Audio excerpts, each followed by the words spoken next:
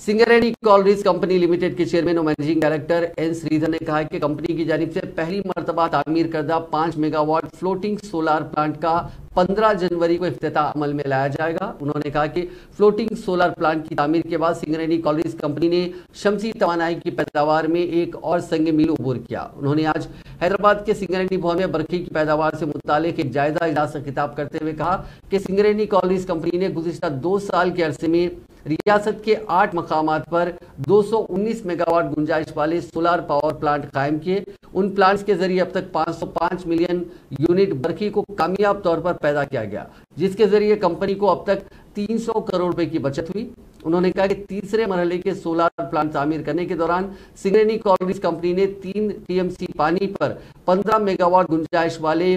2 floating solar plants की तामीर शुरू की थी, जिसमें पहले मरहले के तहत 5 मेगावाट बरखी तैयार करने वाले प्लांट का जारिया संक्रांति से कबल इफ्तिताह करने का फैसला किया गया, जो 15 जनवरी को होने वाला है। उन्होंने ओहदेदारों को हिदायत दी कि बाकी 10 मेगावाट बरखी तैयार करने वाले फ्लोटिंग सोलर प्लांट्स के तामीरी कामों को भी जल्द से जल्द मुकम्मल कर लें।